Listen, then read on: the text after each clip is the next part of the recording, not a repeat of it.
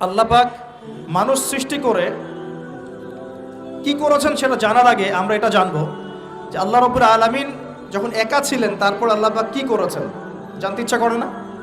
আচ্ছা, আজকে আমরা হিস্ট্রিটা বলছি, শুনুন। আল্লাহ পাক একা ছিলেন, তারপর আল্লাহ সৃষ্টি করেছেন আরশে আজিম। আল্লাহ পাক সৃষ্টি করেছেন কি? আরশে আজিম। আরশ কি জিনিস? যেই আরশের ছায়ায় আল্লাহ পাক কিয়ামতের মাঠে 7 শ্রেণীর মানুষকে ছায়া দিবেন, যেদিন এই ছায়া ছাড়া অন্য কোনো ছায়া থাকবে না। আরশটাকে একটু বুঝি।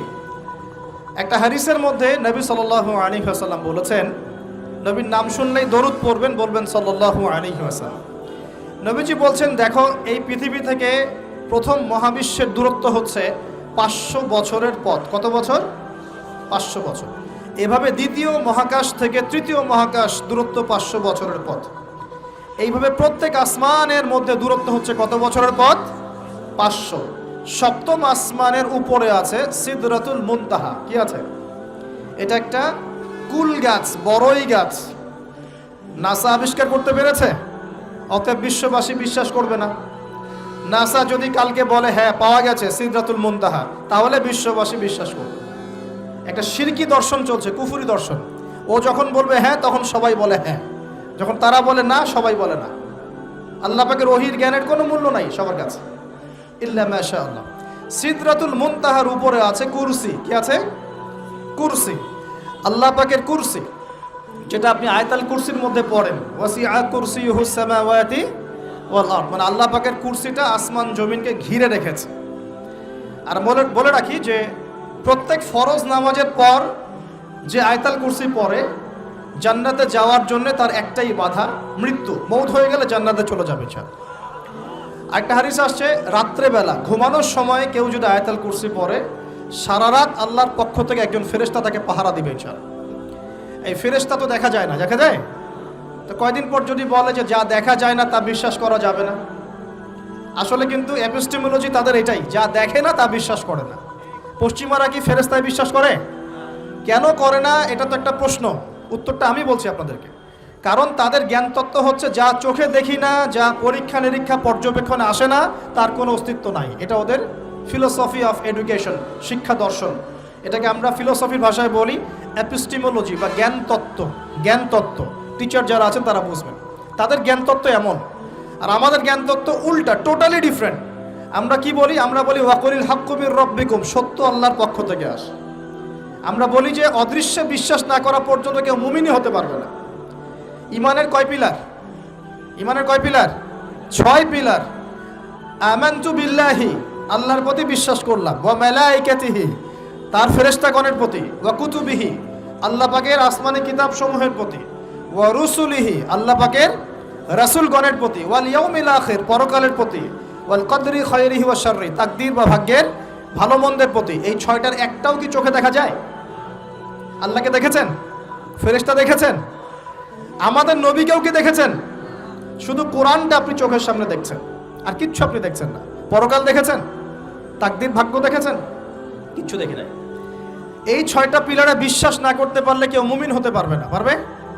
আলিফ লাম মিম যালিকাল কিতাবু লা রাইবা ফি হুদাল লিল মুত্তাকিন। কারা মুত্তাকি? আল্লাযীনা ইউমিনুনা বিল গায়বি। এই যে 6টা গায়েবে যারা বিশ্বাস করে, এরা হলো মুমিন, মুত্তাকি। তাহলে আমাদের জ্ঞানের ভিত্তিটা কি? আমরা অদৃশ্যে বিশ্বাস করি। আর ওদের জ্ঞানের ভিত্তি হচ্ছে ওরা চাক্ষুষ যা দেখে তাতে বিশ্বাস করে।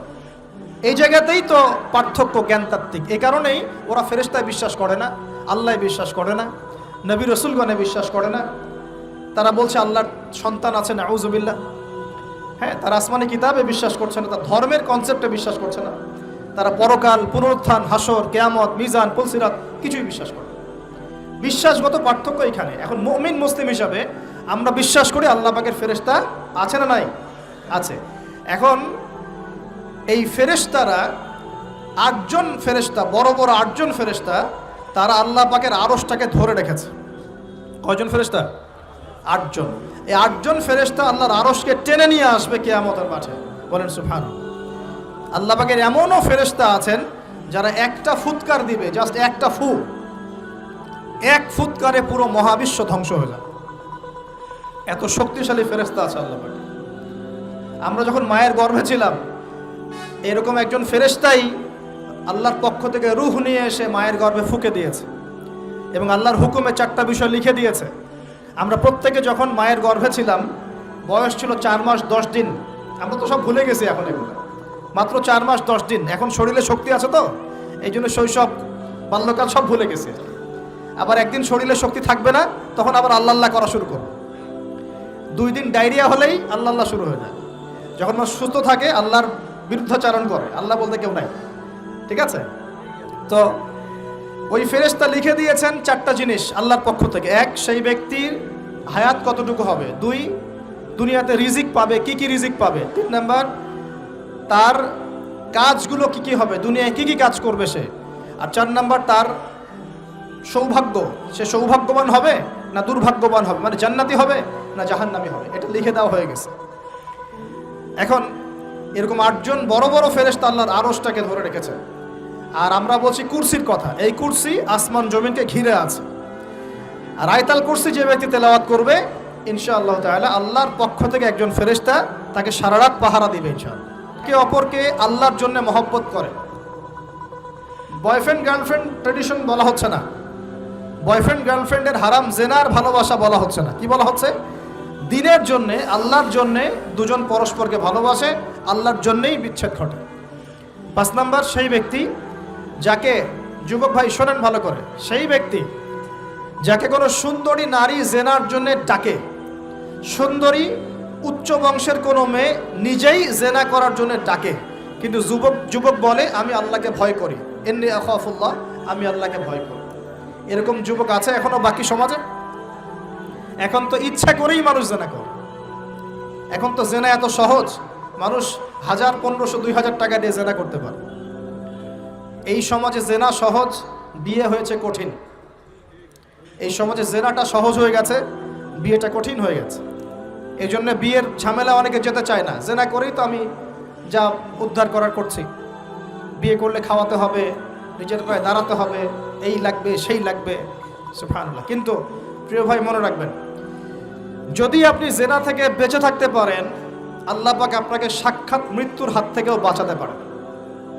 এটা আমি এমনি এমনি বলি নাই, আমি দলিল দিচ্ছি। জেনা এমন একটা পাপ, যেই পাপ থেকে যদি কোনো যুবক নিজেকে বাঁচাতে পারে, আল্লাহ পাক তাকে সাক্ষাৎ মৌতের হাত থেকেও বাঁচাতে পারবে ইনশাআল্লাহ। কিভাবে? 3 বন্ধু যাচ্ছে রাস্তা দিয়ে, হঠাৎ করে ঝড়, বন্ধু 3 জন ঢুকে গেল গুহার মধ্যে। কিসের মধ্যে? গুহায়, যে পাহাড়ি এলাকায় আপনারা থাকেন যারা, গুহার মধ্যে। হঠাৎ করে পাহাড়ের পাথর দিয়ে গুহার মুখটা বন্ধ হয়ে গেল। এখন খোলার কোনো অপশন নাই। সবাই বলছে এখন 3 জন, এখন তো আমরা বের হতে পারবো না। সবাই সবার নেক আমলের ওসিলা দিয়ে আল্লাহর কাছে দোয়া করো। কিসের ওসিলা দিয়ে? নেক আমলের ওসিলা দিয়ে দোয়া করতে হয়। যে হাদিস, মৃত মানুষকে ওসিলা করে তার জন্যে নজর মানত জবাই করে দোয়া করতে হয় না, নিজের নেক আমলের ওসিলা দিয়ে আল্লাহর কাছে দোয়া করতে হয়। আল্লাহ পাক এখন দোয়া শুনলেন। একজন বলছে আমি আমার পিতা মাতাকে খুব খেদমত করতাম, তাদেরকে দুধ পান না করে দুধ পান করাতাম না, নিজেও করতাম না, ছেলেদেরকে করাতাম না। আল্লাহ, এই কাজটা তোমার ভালো লাগলে আজকে গুহার মুখ থেকে পাথর সরিয়ে দাও। পাথর একটু সরে গেল। পাথর আল্লাহর কথা শোনে কিনা? শোনে না? সবাই আল্লাহর কথা শোনে। আগুন আল্লাহর কথা শোনে কিনা? ইব্রাহিমের জন্য আগুন ঠান্ডা হয়ে যায় নাই? আচ্ছা, তারপরে আরেকজন দোয়া করছে, আল্লাহ আমার এক কর্মচারী ছিল, তার বেতন বাকি ছিল, সে বেতন না নিয়ে চলে গেছে, আমি সেই বেতনটা দিয়ে কিছু গবাদি পশু কিনেছি। আস্তে আস্তে গবাদি পশু বেড়েছে, অনেক দিন পর সে এসেছে টাকা চাওয়ার জন্য। তা আমি বলেছি সবই তোমার, সব নিয়ে চলে যাও। সে বলেছে আপনি কি ফাইজলামি করতেছেন আমার সাথে? আমার টাকা আমাকে দেন। বলছে না, তোমার টাকা দিয়ে আমি এটা কিনেছিলাম, আজকে বংশবৃদ্ধি হয়েছে, সব তোমার, নিয়ে যাও। সে নিয়ে গেল। সে বলছে আল্লাহ, এই কাজ যদি তোমার সন্তুষ্টির জন্য করে থাকি, আজকে আমাকে বাঁচাও, পাথর একটু সরে গেল। এবার তৃতীয় ব্যক্তি, এই ছেলে বলছে, যুবক ছেলে, আল্লাহ আমার একজন চাচাতো বোন ছিল। কে ছিল? এই যে বয়ফ্রেন্ড গার্লফ্রেন্ড, খালাতো বোন, চাচাতো বোন, এখন তো বিচ্ছিরি অবস্থা। এখন এমন একটা অবস্থা, পশ্চিমা সভ্যতার রিপোর্টগুলো পড়ে দেখি, ভাইও বোনের সাথে জেনা করে না। ওদের ওখানে নিজের আপন পিতার দ্বারাও মেয়ে সেক্সুয়াল হ্যারাসমেন্টের শিকার হয়। ওরা আমাদেরকে শেখায় এখন ভালো কোনটা মন্দ কোনটা, আর আমরাও আমাদের মাথাটা কবে যে বিক্রি করে দিলাম, ওদের কাছ থেকে ভালো মন্দ শিখতে হচ্ছে। কোরআন সুন্নাহ বাদ দিয়ে ওদের কাছ থেকে ভালো মন্দ শিখতে হচ্ছে। তো চাচাতো বোনকে সে খুব ভালোবাসতো, তাকে সে পেতে চাইতো, মানে তার সাথে সেক্সুয়াল সম্পর্ক করতে চাইতো। আমাকে 1000 বা 100 স্বর্ণ মুদ্রা দিতে পারো, দিনার, তাহলে আমি তোমার সাথে সেক্স করব, মানে জেনা করবো, নাউজুবিল্লাহ। তো সেই ছেলে অনেক কষ্ট করে এই টাকাগুলো বা এই দিনারগুলো অর্জন করে, কামাই করে, দিনরাত পরিশ্রম করে, ঠিক আপনারা যেমন করছেন আর। তো এরপর সে তার স্বর্ণ মুদ্রা দেয়, দিয়ে বলে যে এখন আমাকে আমার কাজ করতে দাও। তখন সেই মেয়ে রাজি হয়। ঠিক যে মুহূর্তে তারা সেক্সুয়াল সম্পর্কটা করবে, ঠিক ওই মুহূর্তেই এই মেয়ে বলে ওঠে, হে আল্লাহর বান্দা, আল্লাহকে ভয় করো। আমি সারা জীবন আমার সতীত্বকে ধরে রেখেছি, কাউকে দেইনি, আমি কারোর সাথে এরকম অন্যায় করি নাই, আমি খারাপ মেয়ে নই, তুমি আমার ইজ্জতটা নষ্ট করো না। কে বলছে কথা? মেয়ে। ওই অবস্থা থেকে কি একটা ছেলের উঠে আসা সম্ভব? এটা কি এতটাই সহজ? এটা কিন্তু সহজ না। সত্যি কথা বলতে এই বিষয়টা কিন্তু এতটাও সহজ না। যারা অবিবাহিত তারা হয়তো বুঝতে পারবে না, বিবাহিতরা বুঝতে পারছে। তো ওই অবস্থা থেকে সেই টাকাগুলো না নিয়ে সেই স্বর্ণমুদ্রা মেয়েকে দিয়ে ওখান থেকে সেই ছেলে উঠে আসে আল্লাহর ভয়ে। সে এখন গুহার মধ্যে আটকা পড়েছে, আল্লাহকে বলছে, আল্লাহ ওই দিন ওই কাজ যদি তোমার সন্তুষ্টির জন্য করে থাকি, আজকে আমাকে মৃত্যুর হাত থেকে বাঁচাও। সমস্ত পাথর ধপধপ করে সরে গেল গুহার মধ্যে। এটা কিন্তু কোনো গাল গল্প না, এটা বানু ইসরায়েলের ঘটনা, সত্য ঘটনা। এই হাদিস থেকে আমি আপনাকে দলিল দিচ্ছি যে যদি জেনার মতো পাপ থেকে আমি সরে আসতে পারি, সাক্ষাৎ মৌত থেকে আল্লাহ বাঁচাতে পারে। প্রিয় ভাই, সেই যুবক আরো সে ছায়া ছায়া পাবে যে তার যৌবনকালটাকে আল্লাহর পথে কাটিয়েছে, এবং যাকে কোনো সুন্দরী মেয়ে জেনার জন্য আহ্বান করে, সে বলে আমি আল্লাহকে ভয় করি। আমরা তওবা করি, আমরা কোনো প্রকার জেনার পাবে যাব না ইনশাআল্লাহ। যদি হারাম কোনো সম্পর্ক থেকে থাকে, আজকেই এই নাম্বার ডিলিট করে ফেলতে হবে। আল্লাহ পাক তৌফিক দেন। ডিলিট করার আগে আবার ফোন করে বলেন না যে আজকে থেকে আর কথা বলবো না, তাহলে এই কথা আর কোনোদিন শেষ হবে না। একবারই বন্ধ, ডিসকানেক্টেড। কার জন্যে? আল্লাহর জন্যে। এবং এটা করার পরে আল্লাহকে বলতে হবে, আল্লাহ শুধু তোমার ভয়ে এবং তোমার সন্তুষ্টি পাওয়ার জন্যে আমি জেনা থেকে বেরিয়ে আসলাম। আল্লাহ তুমি আমাকে হেদায়েত দাও, ঈমান দাও, আমল দাও, এবং তোমার রাস্তায় আমাকে বেহিসাব রিজিক দাও। এবং নেককার কুমারী, নেককার প্রেমময়ী, তাকওয়াবান, মুত্তাকি একজন স্ত্রী আল্লাহ তুমি আমাকে দান করো। ইনশাআল্লাহ আল্লাহ পাক আপনাকে দান করো। আল্লাহ পাক দান করো। আল্লাহ পাকের জমিন প্রশস্ত, আল্লাহর হাত প্রশস্ত। আল্লাহর হাতকে সংকীর্ণ মনে করবেন না, আল্লাহর জমিনকে সংকীর্ণ মনে করবেন না। আল্লাহ পাক যাকে ইচ্ছা বেহিসাব রিজিক দিতে পারে ইনশাআল্লাহ। আল্লাহ পাক আমাদের সবাইকে বেহিসাব রিজিক দান করুন বলি আমিন। আর কে? আর সেই ব্যক্তি যে এত গোপনে দান করে, যার বাহাত জানে না ডান হাত কি দান করেছে, যার বাহাত জানে না ডান হাত কি দান করেছে। আমাদের মতো নয় যে 10,000 টাকা দান করলে সবাইকে না জানানো পর্যন্ত ঘুম হচ্ছে না, এমন নয়। দান এমন গোপনে করে যে তার বাহাত জানে না ডান হাত কি দান করছে। আল্লাহ পাক আমাদের সবাইকে গোপনে দান করার তৌফিক দেন। এর মানে এই না যে প্রকাশ্যে দান করা যায় না, প্রকাশ্যেও দান করা যায়। অন্যকে উৎসাহিত করার জন্যে প্রকাশ্যেও দান করা যায়, কিন্তু গোপন দান আল্লাহর কাছে অনেক বেশি পছন্দের। আর 7 নাম্বার সেই ব্যক্তি যে নীরবে নিভৃতে গোপনে আল্লাহর কথা স্মরণ করে কাঁদে এবং তার চোখ দিয়ে অশ্রু প্রবাহিত হয়। এই 7 শ্রেণীর মানুষকে আল্লাহ পাক কিয়ামতের মাঠে আরশের ছায়া ছায়া দিবে ইনশাআল্লাহ। আমরা কি পেতে চাই? আল্লাহ পাক এই আরশ সবার আগে সৃষ্টি করেছেন। তারপর কি সৃষ্টি করেছেন? কলম। কি? কলম। কলম সৃষ্টি করে আল্লাহ পাক বলেছেন উকতুব, লিখো। কলম বলছে মাযা আকতুব, আমি কি লিখবো? আল্লাহ বলছেন কিয়ামত পর্যন্ত যা হবে সব লিখো। লাউহে মাহফুজে কলম লেখা শুরু করেছে, কিয়ামত পর্যন্ত যা হবে সব লেখা হয়ে গেছে অলরেডি। অতএব রিজিক নিয়ে আপনার টেনশন করার কোনো দরকার নাই। যা লেখা হয়েছে পাবেন ইনশাআল্লাহ। যদি হালাল পথে চান হালাল পথে পাবেন, হারাম পথে চাইলে হারাম পথে পাবেন। আপনি যা তাকদিরে আছে এর বাইরে আপনি কিছু পাবেন যতই চেষ্টা করেন।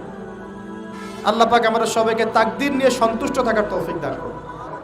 আমরা কি তরবারের জোরে ইসলাম প্রচার করেছি, নাকি আদর্শের জোরে হয়েছে? আদর্শ দেখে, মুসলিমদের চরিত্র দেখে, তাদের চারিত্রিক মাধুর্য দেখে, কোরআন সুন্নাহর প্রামাণ্যতা দেখে লক্ষ লক্ষ মানুষ ইসলাম কবুল করেছে আলহামদুলিল্লাহ, এখনও করছে আলহামদুলিল্লাহ। এখন যে সারা বিশ্বে মানুষ মুসলিম হচ্ছে কোন জায়গায় মুসলিমরা গলার জোরে তরোয়ারের জোরে ইসলাম প্রচার করছে দেখান দেখি। এখন কি বিশ্বে মানুষ মুসলিম হচ্ছে না? হচ্ছে কি না? পশ্চিমা সভ্যতার মানুষরা মুসলিম হচ্ছে না? এখন কি আমরা যুদ্ধ করছি? তরবারি দিয়ে ওদেরকে ধরে রেখেছি, এই ইসলাম কবুল কর, এটা বলেছে? প্রিয় ভাইরা, এটা বলতে চাচ্ছিলাম, ফেরেশতারা বলেছেন রক্তপাত ঘটাবে আর ফাসাদ সৃষ্টি করবে। তারা কি সঠিক না ভুল? ফেরেশতারা সঠিক না ভুল? সঠিক। তারা কি গায়েব জানতেন? উত্তর না। তারা কিসের আলোকে বলেছেন? ওই যে বাসিরা, দূরদর্শিতা। জিন জাতি যা করেছে এরা তো তাই করতে পারে। আল্লাহ পাক কি বলছেন? আল্লাহ পাক বলছেন ইন্নী আ'লামু মা লা তা'লামুন, আমি যা জানি তোমরা তা জানো না। মানে আমার অনেক শুকরগুজার বান্দা থাকবে যারা আমার আনুগত্য করবে, আমার বিরুদ্ধাচরণ করবে না। আমরা ওই বান্দাদের অন্তর্ভুক্ত হতে চাই, আল্লাহ পাক কবুল করুন বলি। এটা বলে রাখি যে জান্নাতের 120টা কাতার হবে। কয় কাতার? 120 কাতার। এর মধ্যে 80টা কাতার হবে উম্মতে মুহাম্মাদের মধ্য থেকে। আলহামদুলিল্লাহ। এবার আল্লাহ পাক আদম আলাইহিস সালামকে সৃষ্টি করলেন নিজ হাতে। সূরা সাদের মধ্যে আল্লাহ পাক বলেছেন খলাকতু বিয়াদাই, আমি নিজ হাতে ওকে সৃষ্টি করেছি। আল্লাহর হাত কেমন সেটা ব্যাখ্যা করার দরকার নাই, এগুলো নিয়ে চিন্তা করতে যাবেন না। আল্লাহ পাকের মতোই, কারোর সাথে সাদৃশ্যপূর্ণ নন। আল্লাহ পাক এবার আদম আলাইহিস সালামকে সৃষ্টি করে নাম শিক্ষা দিলেন। ওয়াল্লামা আদামাল আসমাআ কুল্লাহা, এই মহাবিশ্বের যত জ্ঞান আল্লাহ পাক আদম আলাইহিস সালামকে শিক্ষা দিলেন। বলেন সুবহানাল্লাহ। এখান থেকে দলিল পেলাম আমাদের পিতা বানর থেকে হয় নাই, আমাদের পিতাকে আল্লাহ পাক সৃষ্টি করেছে। আমাদের পিতাকে কে সৃষ্টি করেছেন? আল্লাহ রাব্বুল আলামিন। তাও আবার নিজ হাতে, মানে কি? ভালোবাসা দিয়ে, ভালোবেসে, মহব্বতের সাথে। এই খলাকতু বিয়াদাই, আমি নিজ হাতে সৃষ্টি করেছি, এই কথা মানুষ ছাড়া, আদম আলাইহিস সালাম ছাড়া অন্য কারো জন্য আল্লাহ পাক বলেন নাই। অন্য সবার জন্য আল্লাহ পাক বলেছেন ইদা আরাদা শাইআন আইয়াকুল লাহু কুন ফায়াকুন। যখন আল্লাহ পাক কিছু করতে চান খালি বলেন কুন, হও, ফায়াকুন, হয়ে যায়। ওখানে আল্লাহ পাক বলেন নাই সাগর সৃষ্টি করেছে হাত দিয়ে, এই গ্রহ নক্ষত্র সৃষ্টি করেছে আমার হাত দিয়ে। আল্লাহ পাক এমনটা বলেন নাই। আদম আলাইহিস সালামকে আল্লাহ পাক কত মহব্বত করেন, আল্লাহ পাক বলছেন যে আমি তাকে আমার নিজ হাতে সৃষ্টি করেছি। আর আজকে তোমরা শেখাচ্ছ মানুষকে, আস্তাগফিরুল্লাহ, যে মানুষ বানর থেকে হয়ে যায়। কত বড় কুফরি, কত বড় শিরক, কত বড় লজ্জা। নিজের সম্মান মানুষ নিজে ভাবে নষ্ট করতে পারে, নিজের সম্মান নিজে নষ্ট করতে পারে। আমাদেরকে আল্লাহ সৃষ্টি করেছেন আদম আলাইহিস সালাম থেকে। তারপরে যান, শুধু সৃষ্টি করেন নাই, আল্লাহ পাক সমস্ত নাম শিক্ষা দিয়েছেন। নাম মানে এখানে শুধু নাম, মঙ্গল, নেপচুন, প্লুটো এগুলো না। নাম মানে হচ্ছে জ্ঞান। নাম মানে কি? জ্ঞান। একটা এক্সাম্পল দেই, যখন আপনি বাচ্চাকে বলেন যে A for Apple, A for কি? অ্যাপল যে শিখাচ্ছেন, অ্যাপল বলতে কিন্তু সে শুধুমাত্র একটা ওয়ার্ড শিখে না, ও কিন্তু শিখে অ্যাপল মানে একটা এমন কিছু যেটা খেতে হয়। কি করতে হয়? খেতে হয়। যখন আপনি শেখান এ ফর অ্যান্ট, ও বুঝতে পারে অ্যান্ট হচ্ছে একটা সৃষ্টি, এটা চলাচল করে, কালো কালো দেখতে, ও কিন্তু মাথার মধ্যে ওটা ছবি এঁকে নেয়। তো এটা নাম মানে শুধু নাম না, জ্ঞান। আল্লাহ পাক আদম আলাইহিস সালামকে সমস্ত জ্ঞান শিক্ষা দিলেন। আল্লামাল ইনসান মা লাম ইয়ালাম, আল্লাহ বলছেন আমি মানুষকে সেই জ্ঞান শিক্ষা দিয়েছি যা মানুষ জানতো না। মানে আমরা সৃষ্টিগতভাবে জ্ঞানী ছিলাম না, আল্লাহ পাক জ্ঞান শিক্ষা দিয়েছেন। কোন জ্ঞান শিক্ষা দিয়েছেন? যে জ্ঞান ফেরেশতাদেরও ছিল না। বলেন সুবহানাল্লাহ।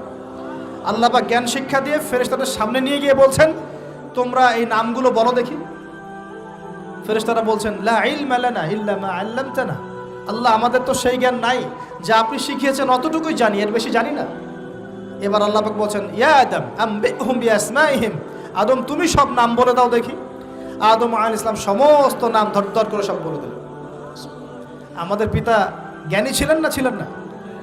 আল্লাহ পাক নিজে তাকে জ্ঞান শিক্ষা দিয়েছে। আর আমরা বলছি মানুষ আস্তাগফিরুল্লাহ অন্য প্রাণী থেকে আসছে। সুবহানাল্লাহ, কত অদূরদর্শী মানুষেরা, কত সুদূর প্রসারী একটা কুফরি মতবাদ। এবার আল্লাহ পাক আদম আলাইহিস সালামকে বলছেন তুমি নাম বলে দাও, তিনি সব নাম বলে দিলেন। এবার গিয়ে আল্লাহ পাক ফেরেশতাদেরকে বলছেন এবার তোমরা একটা কাজ করো, ইয কুলনা লিল মালাইকাতি ইসজুদু লি আদম, তখন আল্লাহ পাক বলছেন যে আমি ফেরেশতাদেরকে বললাম তোমরা সবাই এখন আদমকে সিজদা করো। বলেন সুবহানাল্লাহ। কত সম্মান আমাদের পিতার। মহাবিশ্বে ফেরেশতাদের সামনে আল্লাহ পাক তাকে সিজদা করালেন ফেরেশতাদেরকে দিয়ে। ফাসাজাদু, সবাই সিজদা করলো, ইল্লা ইবলিস। কে সিজদা করলো না? ইবলিস। এখানে একটা বিষয় মনে রাখেন, আমাদের পিতাকে কিসের কারণে সম্মানিত করা হয়েছে? শারীরিক গঠন, চেহারার সৌন্দর্য, টাকা পয়সা, রিজিক, কোনটার কারণে? এইটাই মনে রাখবেন। মুসলিম উম্মাহ যদি আজকে সারা বিশ্বের নেতৃত্ব দিতে চায়, সবাইকে জ্ঞানী হতে হবে, জ্ঞানের বিপ্লব ঘটাতে হবে। বলেন সুবহানাল্লাহ, বলেন আমিন। এই জ্ঞানের বিপ্লব ঘটাতে পারলে ইনশাআল্লাহ মুসলিম উম্মাহ আবার সেই জায়গায় যাবে যেখান থেকে আমরা এসেছি। জ্ঞান ছাড়া আমরা কিচ্ছু করতে পারবো না। আর এই জ্ঞান মানে শুধু একমুখী শিক্ষা নয়, জেনারেল শিক্ষা, ইসলামিক শিক্ষা, এই দুইটাকে হারমোনিয়াসলি কম্বাইন্ড করতে হবে, করে এমন জ্ঞান অর্জন করতে হবে যেই জ্ঞান দিয়ে বিশ্বকে আমরা চ্যালেঞ্জ করতে পারি। এটাই এই বিশ্বের সবচেয়ে বড় চ্যালেঞ্জ এখন, মুসলিমদের সবচেয়ে বড় চ্যালেঞ্জ এখন এটাই, ইসলামিক শিক্ষা এবং জেনারেল শিক্ষাকে একত্রিত করে এমন প্রজন্ম তৈরি করা যে প্রজন্ম আগামী দিনে উম্মাকে নেতৃত্ব দেবে ইনশাআল্লাহ। এই একটা কাজ যদি কেউ করে যেতে পারে, আল্লাহ পাক তৌফিক দেখ, আমরা দোয়া করি আল্লাহ পাক এমন নেতা আমাদের উপরে নিয়ে আসুক যারা এরকম প্রজেক্ট লঞ্চ করতে পারে। বলেন আমিন। দোয়া করতে কোনো সমস্যা? অথবা যদি কেউ হাল না ধরে, আল্লাহ পাক যেন এমন কিছু মানুষ তৈরি করে দেন যারা এই জ্ঞানতাত্ত্বিক বিপ্লব নিয়ে কাজ করবে ইনশাআল্লাহ। এটা সবচেয়ে ইম্পর্টেন্ট কাজ এখন, না হলে আজকে থেকে 20-30 বছর পরে এই প্রজন্মকে আপনি আর খুঁজে পাবেন না। দেখবেন এমন প্রজন্ম চলে আসছে যারা বলবে আল্লাহর সাথে আমাদের কোনো সম্পর্ক নাই, নামাজ পড়বে না, রোজা রাখবে না, যাকাত দিবে না, আল্লাহকে চিনবে না। দেখে নিয়েন, আমরা দোয়া করি এমনটা না হোক, কিন্তু যদি আমরা হাল ছেড়ে দিই এখন, এমনটাই হবে সামনে। এটা খিদিরের দৃষ্টিভঙ্গি দিয়ে আপনাদেরকে বললাম, জ্ঞানতাত্ত্বিক রেভলিউশন দরকার। যদি কেউ কোনো উদ্যোগ না গ্রহণ করে, অ্যাটলিস্ট বাসায় পারিবারিকভাবে হলেও আপনাকে শেখাতে হবে সন্তানকে, কোনো অপশন নাই। এবার ফাসাজাদু, সবাই সেজদা করেছে ইল্লা ইবলিস, ইবলিস করে নাই। কেন করছে না ইবলিসের সমস্যাটা কি? ইবলিসকে আল্লাহ পাক জিজ্ঞাসা করছেন, মা মানাআকা আল্লা তাসজুদা ইযা আমারতুক, আমি তোমাকে আদেশ করলাম আদমকে সেজদা করতে, কে তোমাকে নিষেধ করলো সেজদা করতে? ইবলিস বলছে, বেশি চালাক, বেশি বোঝে যারা, অতিরিক্ত বুদ্ধিজীবী। ইবলিস ছিল বেশি বুদ্ধিজীবী, ইবলিস ছিল কি অতিরিক্ত মাত্রার বুদ্ধিজীবী। আছেন আমাদের সমাজে এরকম কিছু মানুষ, ও বলছে খালাকতানি মিন নার, আমাকে সৃষ্টি করেছেন আগুন দিয়ে, আগুন তো সুপিরিয়র মাটির চাইতে। ও খালাকতাহু মিন তিন, আর আপনি এই আদমকে সৃষ্টি করেছেন মাটি থেকে, কাদা মাটি দিয়ে, আমি কেন আদমকে সেজদা করতে যাব? যুক্তি, অতি যুক্তিবাদী, অতি বুদ্ধি। আল্লাহ পাক বলছেন ফাখরুজ মিনহা ফাইন্নাকা রাজিম, এখান থেকে বের হয়ে যাও, তুমি অভিশপ্ত। ফাইন্না আলাইকা লা'নাতা ইলা ইয়াউমিদ্দিন, আমার আদেশ লঙ্ঘন করার কারণে কিয়ামত পর্যন্ত তোমার উপর লানত, অভিশাপ বর্ষিত। আল্লাহ পাক তাড়িয়ে দিলেন, একদম থ্রোন অ্যাওয়ে। আমরা বলি না আউযু বিল্লাহি মিনাশ শাইতানির রাজিম, রাজিম শব্দের মানে হচ্ছে বিতাড়িত, থ্রোন অ্যাওয়ে, কার্সড, যাকে অভিশাপ করা হয়েছে। এবার ভালো করে শোনেন প্রিয় ভাই, ইবলিসের এই স্টেটমেন্টগুলো শোনেন। এবার ইবলিস বলছে রব্বি আনজিরনি ইলা ইয়াউমি ইউবআসুন, এই স্টেটমেন্টটা ভালো করে শোনেন। ইবলিস বলছে রব্বি, হে আমার রব। ইবলিস বলছে রব্বি, হে আমার রব। ইবলিস বলছে রব্বি, হে আমার রব, আমাকে অবকাশ দিন, আনজিরনি, আমাকে অবকাশ দিন, ইলা ইয়াউমি ইউবআসুন, কিয়ামত দিবস পর্যন্ত। ইবলিস আল্লাহকে বিশ্বাস করে কি করে না? ইবলিস আস্তিক না নাস্তিক? বলেন। ইবলিস বলছে রব্বি, রব্বি মানে কি? হে আমার রব। রব্বি মানে রব না, রব্বি মানে আমার রব। রব্বুন মানে রব, রব্বুহু তার রব, রব্বুহুম তাদের রব, রব্বুকা মানে তোমার রব, রব্বুকুম মানে তোমাদের রব, রব্বি মানে কি? আমার রব, রব্বুনা আমাদের রব। এটা গ্রামার, বুঝতে পারছেন? ইবলিস বলছে রব্বি মানে কি? হে আমার রব, আনজিরনি, আমাকে অবকাশ দিন, ইলা ইয়াউমি ইউবআসুন, কিয়ামত দিবস পর্যন্ত। ইবলিস আস্তিক না নাস্তিক? তাহলে এখন বলেন তো, আমরা যারা দুনিয়াতে আল্লাহকে অস্বীকার করছি তারা ইবলিসের চেয়ে বড় না ছোট? দলিল দিলাম তো, নাকি এমনি এমনি বললাম? আচ্ছা, আল্লাহ পাক বলছেন যাও, ফাইন্নাকা মিনাল মুনজারিন, তোমাকে অবকাশ দেয়া হলো, কারণ কিয়ামত পর্যন্ত সময় আল্লাহর কাছে খুব বেশি কিছু না, একদিনেরও কম, অল্প সময়, একটা সকাল একটা সন্ধ্যার মতো। ঠিক আছে, দিলাম, যাও। এবার ইবলিস চ্যালেঞ্জ করছে। এই চ্যালেঞ্জটা আমাদের সবাইকে মনে রাখতে হবে, সারা জীবন ইবলিসের এই স্টেটমেন্টটা মনে রাখতে হবে। সেটা কি? ইবলিস বলছে ফাবিমা আগওয়াইতানি, সূরা আরাফ পড়ে দেখবেন। ইবলিস বলছে ফাবিমা আগওয়াইতানি, আপনি যে আদমের কারণে আমাকে আজকে বের করে দিলেন জান্নাত থেকে, লাআকুদান্না লাহুম সিরাতাকাল মুস্তাকিম, আমি সেই আদমের সরল পথে ওত পেতে বসে থাকবো, চুপটি ঘাপটি মেরে বসে থাকবো, ঘাপটি মেরে ওর জন্য বসে থাকবো। আর সুম্মা লাতিয়ান্না মিন বাইনি আইদিহিম, আমি অবশ্যই তার সামন থেকে আসব। সুম্মা লায়াতিয়ান্নাহুম মিন বাইনি আইদিহিম, আমি আদম সন্তানদের সামন থেকে আসব, সামন থেকে মানে সরাসরি ওয়াসওয়াসা দিব। ওয়া মিন খালফিহিম, পেছন থেকে আসব মানে পিছন থেকে ওয়াসওয়াসা দিব। ওয়া আন আইমানিহিম, ডান দিক থেকে ওয়াসওয়াসা দিব। ওয়া আন শামাইলিহিম, বাম দিক থেকে আসব। ওয়া লা তাজিদু আকসারাহুম শাকিরিন, আপনি বেশিরভাগ আদম সন্তানকে শুকরগুজার পাবেন না। ইবলিস ঠিক বলেছে না ভুল বলেছে? বেশিরভাগ মানুষ নামাজ পড়ে না, বেশিরভাগ মানুষ সুদ খায় কি খায় না, বেশিরভাগ মেয়ে এখন বেপরদায় চলে কি চলে না, বেশিরভাগ মানুষ এখন অন্যায় করে কি করে না, বেশিরভাগ মানুষই আল্লাহ থেকে দূরে চলে। ইবলিস কিন্তু ঠিকই বলেছে, ঠিক বলে নাই? আচ্ছা, আল্লাহ পাক বলছেন ঠিক আছে যাও, তোমার চ্যালেঞ্জ তোমার জায়গায়, তবে আমার বান্দারা যদি সারা জীবনও অন্যায় করার পরে একবার, যদি খালি একটা বার মন থেকে তাওবাতান নাসুহা মানে প্রকৃত তওবা করে, খালেস তওবা করে, আল্লাহর কাছে ফিরে আসে, বলে আস্তাগফিরুল্লাহ, আল্লাহ আমাকে মাফ করে দাও, রব্বিগফির ওয়ারহাম, আল্লাহ মাফ করো, ক্ষমা করো, আস্তাগফিরুল্লাহাল্লাযী লা ইলাহা ইল্লা হুয়াল হাইয়ুল কাইয়ুম ওয়া আতুবু ইলাইহি, বা আমার কাছে একটা বার যদি মাফ চায়, ক্ষমা চায়, তার সারা জীবনের গুনাহ আমি মাফ করে দেব ইনশাআল্লাহ। আর কি চাই? ওই যে বললাম না, আমাদেরকে ভালোবেসে আল্লাহ সৃষ্টি করেছেন। এবার ইবলিস চলে গেল, আর আদম আলাইহিস সালামের পাজর থেকে আল্লাহ পাক সৃষ্টি করলেন হাওয়া আলাইহিস সালাম। বলে সুবহানাল্লাহ। কারণ সঙ্গিনী ছাড়া আমরা চলতে পারবো না। পারবো? যারা চিরকুমার সঙ্গে নাম লেখাচ্ছ, এগুলো থেকে বের হয়ে আসো। এখন চিরকুমার থাকার টেন্ডেন্সি মানুষের, চিরকুমার থাকতে হবে কেন? সঙ্গীর দরকার আছে কি নাই? আছে। একা একা লাগে, মানুষ একা একা চলতে পারে না। ইব্রাহিম আলাইহিস সালাম একা চলে আসছেন, তার সাথে সারা আলাইহিস সালাম ছিলেন। আমাদের নবীজি যখন একা, তার সাথে খাদিজা রাদিয়াল্লাহু আনহা ছিলেন। ঠিক আছে? ঠিক একইভাবে আদম আলাইহিস সালাম একা একা জান্নাতে, আল্লাহ পাক তার পাঁজর থেকে সৃষ্টি করলেন কাকে? হাওয়া আলাইহিস সালাম। বলে রাখি, হাওয়া আলাইহিস সালাম ছিলেন পৃথিবীর সবচেয়ে সুন্দরী নারীদের একজন। দুজন নারীকে সবচেয়ে সুন্দরী বলা হয়। কয়জন? একজন হাওয়া আলাইহিস সালাম, আর একজন ইব্রাহিম আলাইহিস সালামের স্ত্রী সারা আলাইহিস সালাম। মনে থাকবে? এখানে মনে রাখবেন, নিজে যদি পবিত্র থাকেন, নিজের চরিত্রকে পবিত্র রাখেন, ইনশাআল্লাহ আপনি সব দিক থেকে ভালো একজন মেয়ে পাবেন। নিজের চরিত্র ঠিক থাকবে না, জেনা করবেন, 10 ঘাটের পানি খেয়ে আসবেন, দেখবেন যাকে বিয়ে করেছেন ও 15 ঘাটের পানি খেয়ে আসে।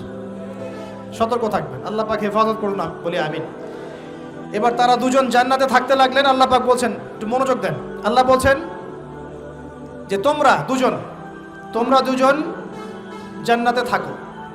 ফাকুলা মিনহা রাগাদান হাইসু শি'তুমা, জান্নাতে যা ইচ্ছা তোমরা খাও, কোনো সমস্যা নেই, থাকো খাও।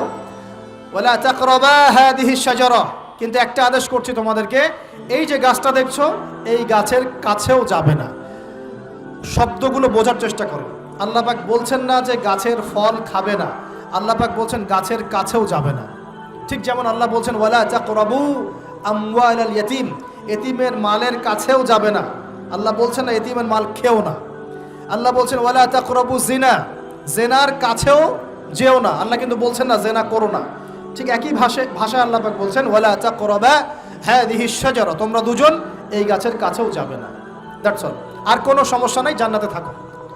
এবার তারা জান্নাতে থাকতে লাগলেন। থাকতে থাকতে এক পর্যায়ে ইবলিস ওয়াসওয়াসা দেওয়া শুরু করলো। কি ওয়াসওয়াসা দিল যে আমাদের পিতা মাতা সেখানে চলে গেলেন? ভাবার বিষয় তো নাকি?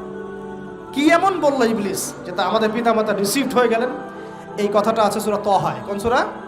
সূরা তাহা পড়ে দেখবেন। আল্লাহ পাক বলছেন ইবলিস আমাদের পিতাকে বোঝাচ্ছে, বলছে ইয়া আদম, হে আদম, হাল আদুল্লুকা, আমি কি তোমাকে জানিয়ে দিব, খবর দিব, আলা শাজারাতিল খুলদি ওয়া মুলকিন লা ইয়াবলা, এমন একটা গাছের কথা কি জানিয়ে দিব যেই গাছের কাছে গেলে বা তার ফল খেলে তুমি দুটো জিনিস পাবে, চিরস্থায়িত্ব পাবে, কোনোদিন মরবে না, আর বিশাল ক্ষমতার মালিক হবে। অন্য আয়াতে আসছে যে তোমরা ফেরেশতা হয়ে যাবে। এই দুটো কথা। তাহলে কি প্রলোভন দিল? চিরস্থায়িত্বের প্রলোভন এবং কি অমরত্বের প্রলোভন, অমরত্ব এবং ক্ষমতা। একটু মনোযোগ দেন, এই দুনিয়াতে যারা আল্লাহর পথ থেকে বিচ্যুত হয়ে গেছে, বেশিরভাগ এই দুইটার ফাঁদে পড়েছে। হয় ক্ষমতার ফাঁদে, না হলে দুনিয়ার এই যে মোহ, অমরত্ব, দুনিয়ার জীবন নিয়ে পড়ে থাকা, এই দুনিয়ার প্রেমেই মানুষ নিজের পথ হারিয়ে ফেলেছে। এই দুটোই হয়েছে। এক পর্যায়ে পিতা মাতা চলে গেলেন, ফল খেয়ে ফেললেন, যদিও বা ফল খাওয়ার কথাটা কোরআনে নাই, কোরআনে আছে তারা গাছের কাছে চলে গেলেন। কি হলো গাছের কাছে যাওয়ার পরে? ফালাম্মা যাকাশ শাজারা, ফালাম্মা যাকাশ শাজারা, আল্লাহ পাক বলছেন যখন তারা গাছের কাছে চলে গেলেন। ভাই লক্ষ্য করেন, যখন তারা গাছের কাছে চলে গেলেন, প্রথম যে ঘটনা ঘটলো, বাদাত লাহুমা সাওআতুহুমা, তাদের যে কাপড় ছিল জান্নাতের কাপড়, গায়ে কাপড়টা ধাপাস করে খুলে পড়ে গেল। এখানে যদি আপনার কাপড়টা খুলে যায় কেমন লাগবে? বা কেউ যদি জোর করে কাপড় আপনার খুলে ফেলে কেমন লাগবে? কেউ যদি 10 জন জোর করে ধরে আপনার কাপড় খুলে দেয় কেমন লাগবে? আপনি নিজের জীবনের চাইতে বেশি কাপড়টা ধরে রাখার দিকে মনোযোগী হবেন না? আমাদের পিতা মাতাকে শয়তান জান্নাতে ফেরেশতাদের সামনে নগ্ন করে দিল, কাপড় খুলে পড়ে গেল। তার মানে জান্নাতে আমাদের পিতা মাতাকে নগ্ন করেছে কে? ইবলিস। তাহলে দুনিয়াতে যারা এখন আমাদের গা থেকে কাপড় খুলতে চায়, বেপর্দায় চলতে চায়, পর্দাকে কুপ্রথা বলে, কুসংস্কার বলে, যারা বলে যে অশ্লীলতার বিপ্লব ঘটুক, পোশাকের কোনো বাধা ধরা নিয়ম না থাকুক, সবাই স্বাধীন, যারা নগ্নতা অশ্লীলতার প্রচার প্রসার চায়, যারা মুসলিমদের গা থেকে কাপড় খুলতে চায়, এরা তাহলে কার হয়ে কাজ করছে? যেই কাজ শয়তান করেছে জান্নাতে, ওই কাজই তারা করছে এখন জমিনে। কথা কি প্রমাণ করতে পারলাম? প্রথম দুর্ঘটনা কোনটা? প্রথম দুর্ঘটনা এটা নয় যে তারা আল্লাহর হুকুম আহকাম ত্যাগ করেছেন, আল্লাহকে অস্বীকার করেছেন, কুফরি করেছেন, শিরিক করেছেন, এগুলো হয়নি। প্রথমে সর্বপ্রথম দুর্ঘটনা হয়েছে গা থেকে কাপড় খুলে পড়ে গেছে, তাও জান্নাতে সবার সামনে। এবার আমাদের পিতামাতার কি অবস্থা চিন্তা করেন, লজ্জাস্থান প্রকাশিত হয়ে গেছে। এবার তারা জান্নাতের গাছের পাতা ছিঁড়ে ছিঁড়ে ছিঁড়ে গা এই লজ্জাস্থান ঢাকা শুরু করলেন। এটা সূরা আরাফের মধ্যে আছে। এবার আল্লাহ পাক তাদেরকে বললেন, আলাম আকুল লাকুমা, আমি কি তোমাদের দুজনকে বলি নাই, ইন্নাশ শাইতানা লাকুমা আদুউম মুবিন, শয়তান তোমাদের স্পষ্ট শত্রু, আমি কি তোমাদেরকে বলি নাই? এবার আমাদের পিতামাতা দরদর করে চোখের পানি ফেলে দিয়ে আল্লাহকে বলছেন, রব্বানা যালামনা আনফুসানা ওয়া ইল্লাম তাগফির লানা ওয়া তারহামনা লানাকুনান্না মিনাল খাসিরিন। এই দোয়া করার পর আল্লাহ পাক তাদেরকে মাফ করে দিলেন, বলে সুবহানাল্লাহ। কিন্তু জান্নাতে আর থাকা হলো না, জান্নাতে আর থাকা হলো না।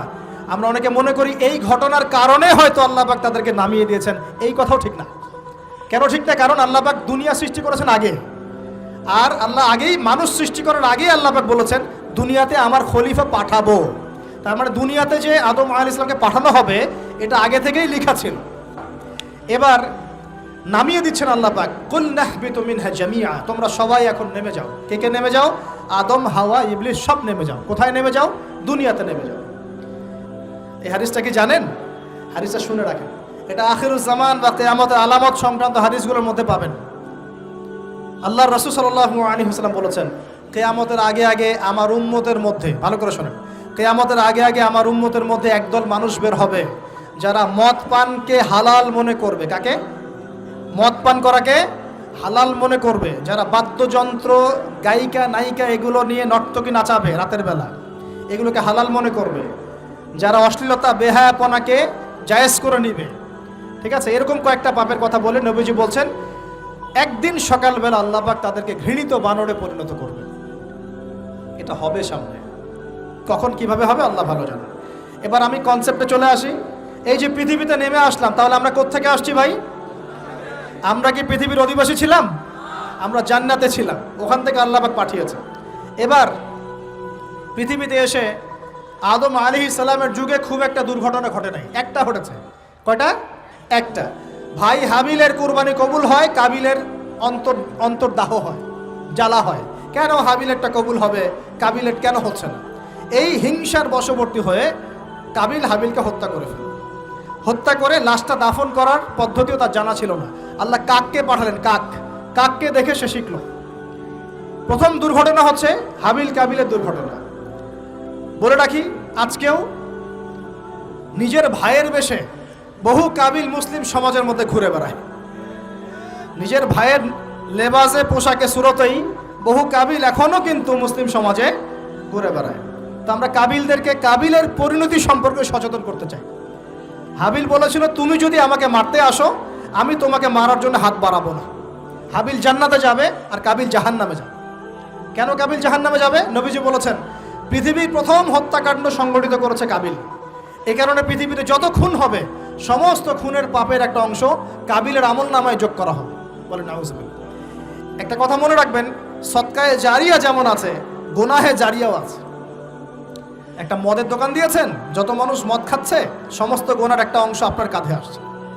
সিনেমা হল করেছেন, মানুষ সারাদিন নেকটা ছবি দেখে, নগ্ন ছবি দেখে, যত মানুষ এখানে পাপ করবে সমস্ত পাপের একটা অংশ আপনার কাঁধে যাবে। আবার একটা মাদ্রাসা করেছেন, যত মানুষ এখানে দ্বীনি ইলম শিখবে এই নেকির একটা অংশ আপনি পাবেন ইনশাআল্লাহ। মরে গেলেও কবরে পাবেন ইনশাআল্লাহ। আল্লাহ পাক আমাদের সবাইকে সদকায়ে জারিয়া করার তৌফিক দেন, গুনাহে জারিয়া থেকে বাঁচিয়ে রাখুন। খুব খেয়াল রাখবেন, আল্লাহ পাক আমাদের হেফাজত করুন বলি আমিন। এবার ওই যুগ শেষ, নূহ আলাইহিস সালামের যুগ। এই যুগে আল্লাহর একই সুন্নত। নূহ আলাইহিস সালাম 950 বছর দাওয়াত দিলেন, 40টা বা 80টা পরিবার ইসলাম কবুল করেছে, বাকিরা করে নাই। যারা করে নাই আল্লাহ পাক তাদেরকে ডুবিয়ে মারলেন, যারা করেছে আল্লাহ পাক উদ্ধার করলেন। সোজা কথা। আজকে সারা পৃথিবীতে যত মানুষ আমরা বেঁচে আছি না, আমরা কোনো না কোনোভাবে ওই 80 পরিবারের সদস্য। আমরা ভাই ভাই, আমরা ওই ফ্যামিলি, 80 ফ্যামিলির অন্তর্ভুক্ত। কীরকম করে? নূহ আলাইহিস সালামের 4 সন্তান ছিল। কয় সন্তান? এক সন্তানের নাম হচ্ছে হাম। কি নাম? হাম। হাম ছিল একটু কালো বর্ণের। হামকে দিয়ে আফ্রিকার কন্টিনেন্টে যত মানুষ দেখছেন ব্ল্যাক স্কিনের, কালো স্কিন, এরা সবাই হামের বংশধর। মজা না বিষয়টা? মানুষের অস্তিত্ব পৃথিবীতে, ইতিহাস, এগুলো খুব ইন্টারেস্টিং টপিক। ইতিহাস পড়তে থাকলে আপনি ডুবে যাবেন। কত কি যে বিশ্বে হয়েছে আর কত কিছু হবে সামনে, সুবহানাল্লাহ। তখন আপনার অস্তিত্ব জানান দিবে যে আমি কত ক্ষুদ্র, মহাবিশ্ব কত বড়, আল্লাহ কত বড়, কত সময় চলে গেছে আর আমি এই সময় কি করছি। এক ভাইয়ের নাম শাম। এই শামকে কেন্দ্র করে এই আরবের যে মানুষগুলো আছে, আরব, অ্যারাবিয়ান, এরা শামের বংশধর। আরেক ভাইয়ের নাম ইয়াফাস। কি নাম? ইয়াফাস। ইয়াফাসের বংশধর হচ্ছে পশ্চিমারা, মানে রোমক যারা, তারা। আরেক ভাইয়ের নাম ছিল কেনান। কি নাম? কেনান। এ ইমান নিয়ে আসে নাই, ওই যে প্লাবনে ডুবে মরে গেছে। মরে যাওয়ার পরে আদম আলাইহিস সালাম বলেছিল, আল্লাহ আমার পরিবারের অন্তর্ভুক্তকে মাফ করে দাও। আল্লাহ বলেছেন, লাইসা মিন আহলিক, সে তোমার পরিবারের কেউ না। নবীর সন্তান হয়েও, নবীর সন্তান হওয়ার পরেও ইমান না আনার কারণে সে জাহান্নামে গেছে। আর আমরা আর কি এমন মানুষ, অমুক আলেমের সন্তান, অমুক বক্তার সন্তান, হ্যাঁ, অমুক পীরের নবাবজাদা, অমুক তমুক, এইসব বড়াই করে লাভ নাই। আমল, আকীদা, ঈমান যদি ঠিক না থাকে, আমাদের বংশ পরিচয় আমাদেরকে বাঁচাতে পারবে, আমাদের দেশ, জাতীয়তাবাদ, বর্ণ বাঁচাতে পারবে না। যার যার কবরে তাকে তাকে যেতে হবে। নিজের আমল নিয়ে ফিকির করেন, নিজের কবর নিয়ে ফিকির করেন, অন্যের দিকে চোখ দেওয়া বন্ধ করেন, আগে নিজের কবরের ফিকির করেন। আল্লাহ পাক সবাইকে তৌফিক এনায়েত করুন বলি। যারা বুদ্ধিমান তারা নিজেকে নিয়ে ব্যস্ত থাকে, যারা অহংকারী, উদ্ধত, এরা মানুষের পিছনে পড়ে থাকে। আল্লাহ পাক আমরা সবাইকে নিজের চেহারা আয়নায় দেখার তৌফিক দান করুন। আমিন। প্রিয় ভাইরা, নূহ আলাইহিস সালামের যুগ চলে গেল, 950 বছর দাওয়াত দেওয়ার পরে এই পরিণতি হয়েছে। এরপরে আসছে ইব্রাহিম আলাইহিস সালামের সময়। আল্লাহ পাক তাকে উদ্ধার করেছেন, অগ্নি পরীক্ষা থেকে বাঁচিয়েছেন, নমরুদকে আল্লাহ পাক ধ্বংস করেছেন। আল্লাহ পাক এরপরে এনেছেন আদ জাতি।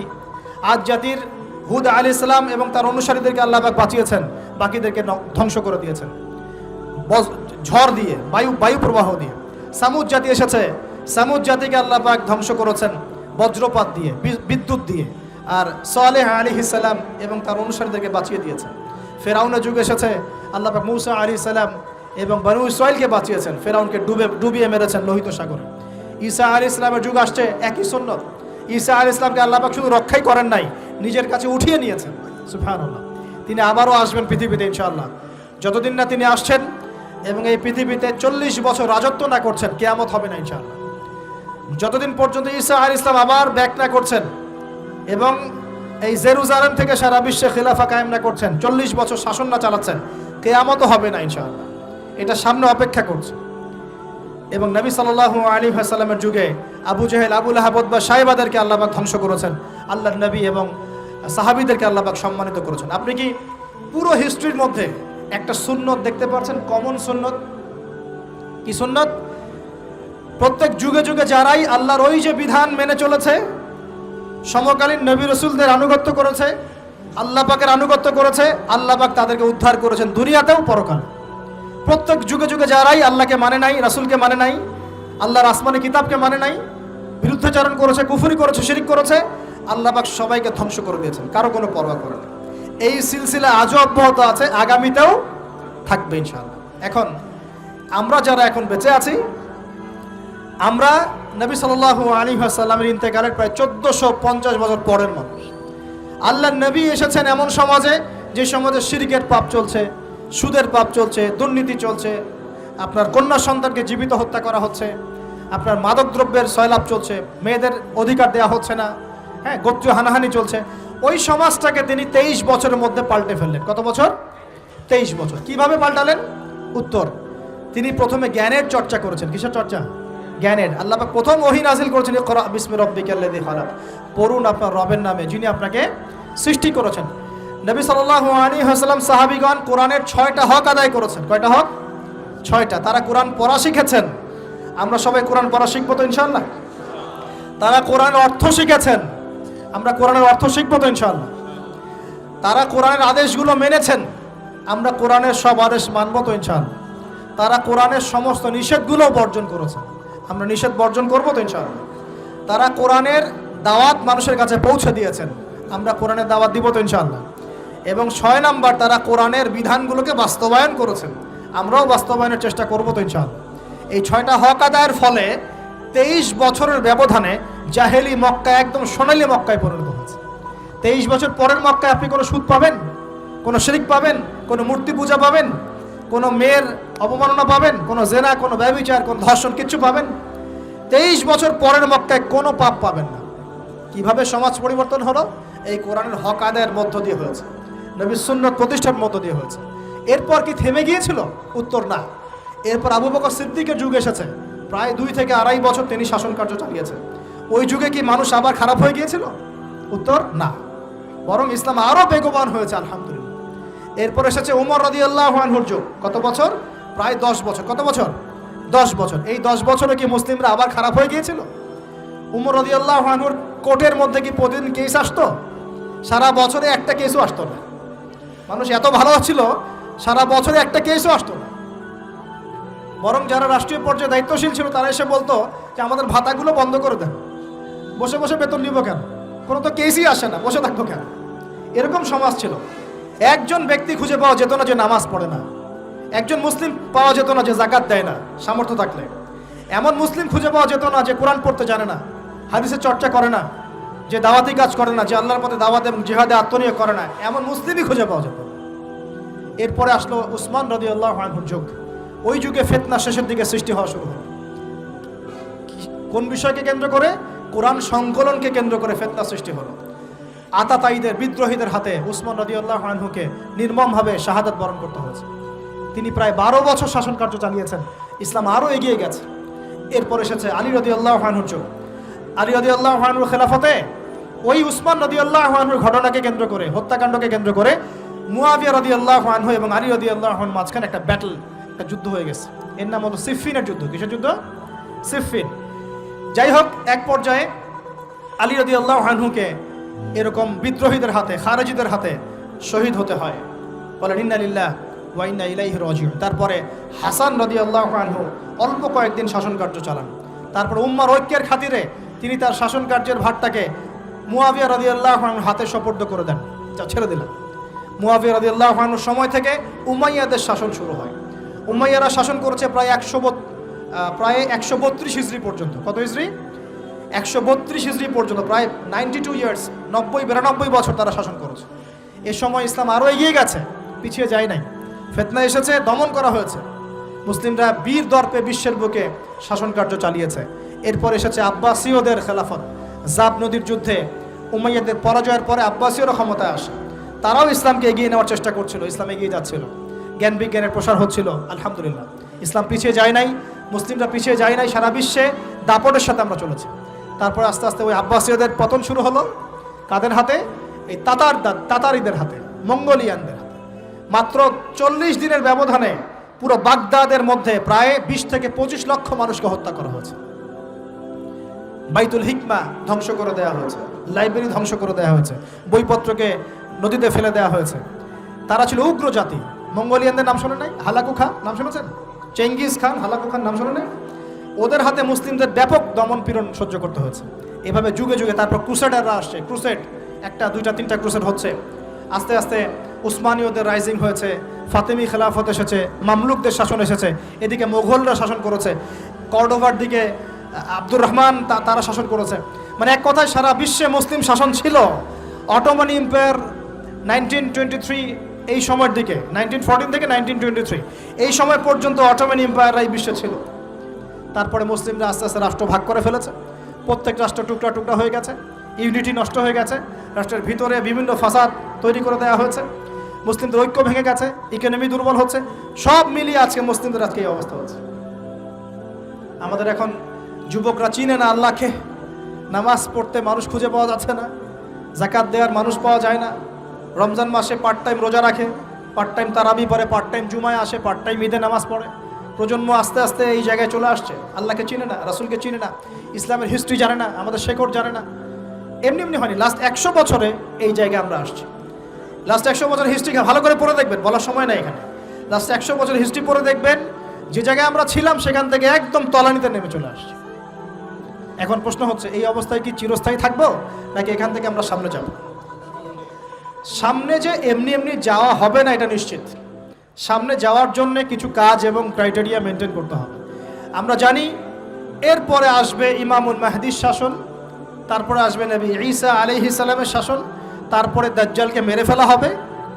আর দাজ্জালকে মেরে ফেলার আগে দাজ্জাল তার অনুসারীদেরকে নিয়ে বিশ্ব শাসন করবে 40 বছর। 40 বছর না, 40 দিন। 40 দিন। প্রথম দিন হবে 1 বছরের সমান, দ্বিতীয় দিন হচ্ছে 1 মাস, তৃতীয় দিন 1 সপ্তাহের সমান। তারপরে দিনগুলো আমাদের দিনের মতোই। এরপর ঈসা আলাইহিস সালামের আগমনের মধ্য দিয়ে তার ধ্বংস হবে। এরপর ইয়াজুজ আর মাজুজ বের হবে। ইয়াজুজ আর মাজুজ খুব হিংস্র হবে, তাদেরকে হত্যা করার ক্ষমতা মুসলিমদের থাকবে না। মুসলিমরা তুর পাহাড়ে আশ্রয় নেবে, আল্লাহ পাকের গজবে তাদের ঘাড়ের মধ্যে একটা ভাইরাস জন্ম নেবে, এতে তারা মারা যাবে। বড় বড় নখরওয়ালা প্রাণী আল্লাহ পাঠাবেন, পাখি, এরা এসে এদেরকে উঠিয়ে উঠিয়ে কোনো জায়গায় ফেলে দিবে, মহাবিশ্বের কোনো এক জায়গায় এনে ফেলে দিবে। তারপর আল্লাহ পাক বৃষ্টি বর্ষণ করবেন, প্রচুর বৃষ্টি বর্ষিত হবে এবং বিশ্বের এই জমিনটা উর্বর হবে। তখন একটা ডালিম দেখেছেন ডালিম? একটা ডালিম একটা পরিবার খাবে, একটা ডালিমের খোসার মধ্যে একটা পরিবার আশ্রয় নিতে পারবে, এত বড় বড় ফসল হবে। 40 বছর ঈসা আলাইহিস সালাম এই বিশ্বকে শাসন করবে ন্যায়ের ভিত্তিতে, আদালতের ভিত্তিতে। ঘাটে মহিষে 1 ঘাটে পানি খাবে, বাঘে মহিষে 1 ঘাটে পানি খাবে, কেউ কার উপর জুলুম করবে না। এরপর তার বিয়ে শাদী হবে, সন্তান হবে এবং তার ইন্তেকালও হবে স্বাভাবিকভাবে, এবং তাকে দাফন করা হবে নবী মুহাম্মদ সাল্লাল্লাহু আলাইহি ওয়াসাল্লামের কবরের পাশে, রওজার পাশে। এরপরে মানুষ আবার খারাপ হওয়া শুরু করবে, এতটা খারাপ হবে যে মানুষ রাস্তার মোড়ে মোড়ে জেনা ব্যভিচারে লিপ্ত হবে, কুকুর শিয়ালের মতো। এই অবস্থায় পশ্চিম দিক থেকে সূর্য উঠবে এবং ব্যবসায়ী ব্যবসা করতে বসেছে, কাপড় খুলেছে, এই কাপড় গুটিয়ে নেওয়ার আগে কিয়ামত হয়ে যাবে। একজন ব্যক্তি পানির বোতল খুলেছে, পানি মুখে দেওয়ার আগেই কিয়ামত হয়ে যাবে। একজন ব্যক্তি বাসা থেকে বের হয়েছে, বাসায় ফেরত যাওয়ার আগে কিয়ামত হয়ে যাবে। উঠকে পানি পান করানোর আগে কিয়ামত হয়ে যাবে। ওই সময় তওবার দরজা বন্ধ হয়ে যাবে। এই ইসরাফিল আলাইহিস সালাম সিংহায় ফুঁক দিয়ে দিবেন, মহাবিশ্ব ধ্বংস হয়ে যাবে। আল্লাহ পাক দ্বিতীয় ফুৎকারের মধ্য দিয়ে আবার সবাইকে উঠাবেন এবং এই দুনিয়ার জীবনে আমরা যে কাজগুলো করেছি এর হিসাব আমাদেরকে দিতে হবে। সেদিন যদি আমরা আল্লাহর কাছে প্রত্যেকটা কাজের হিসাব দিতে পারি, কোরআন সুন্নাহর উপর থাকতে পারি, আল্লাহর বিধিবিধান মেনে চলতে পারি, এই কারাগারের জীবনে আল্লাহর বিধান মেনে চলতে পারি, ইনশাআল্লাহ যেই জান্নাত থেকে আসছি আবার সেখানে ফিরে যাবো ইনশাআল্লাহ। আর যদি ওই দিন আমরা হিসাব দিতে ব্যর্থ হই, আল্লাহ না করুক, তাহলে ওই ইবলিসের সাথে, তার অনুসারীদের সাথে আমাদের সবাইকে জাহান্নামে থাকতে হবে বলে না।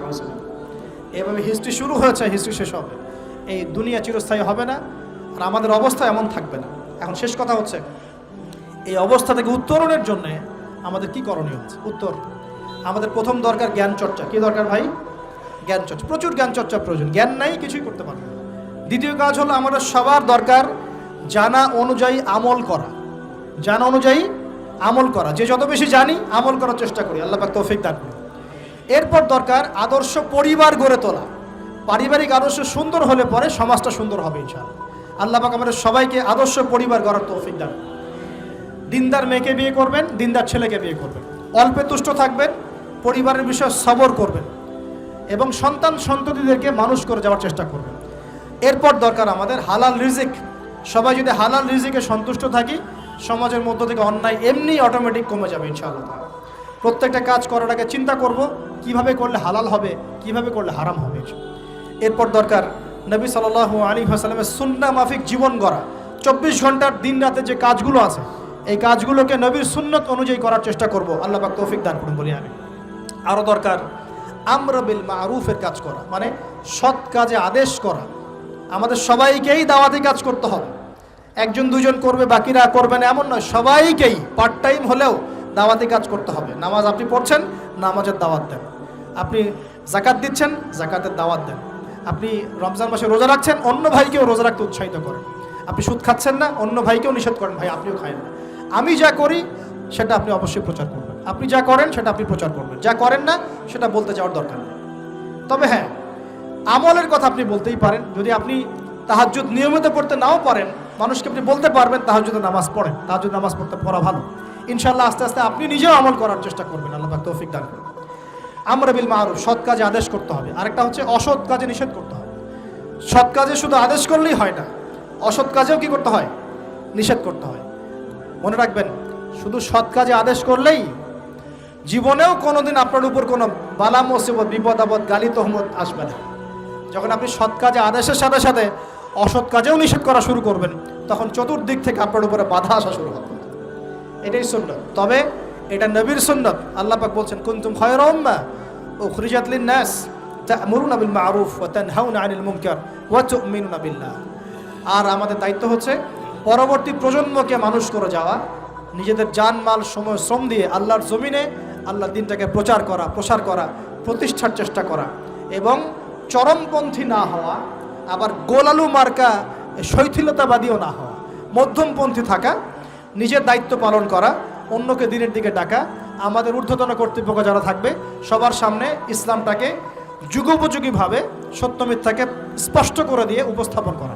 তারা যদি কবুল করে আলহামদুলিল্লাহ, যদি নাও করে তাদের দায়িত্ব তাদের, আমাদের দায়িত্ব আমাদের। That's all. আল্লাহ রাব্বুল আলামিন আমাদের সবাইকে কোরআন সুন্নাহ মাফিক জীবন করার তৌফিক দান করুন বলি আমিন। আমাদের সবাইকে আল্লাহ পাক পুরো ওয়ার্ল্ড হিস্ট্রি পড়ার তৌফিক দান করুন। কোরআনের জ্ঞানী হওয়ার তৌফিক দেখ, এর অর্থ বোঝার তৌফিক দান করুন। নবীর সুন্নাহ মাফিক জীবন করার তৌফিক দান করুন। হালাল খাওয়ার তৌফিক দেখ, আদর্শ পরিবার গড়ার তৌফিক দান করুন। এবং দিন ইসলামকে বিজয়ী করার জন্য আমাদের জানমাল সময় শ্রম ব্যয় করে আল্লাহর পথে কাজ করার তৌফিক এনায়েত করুন। সকলেই বলে আমিন।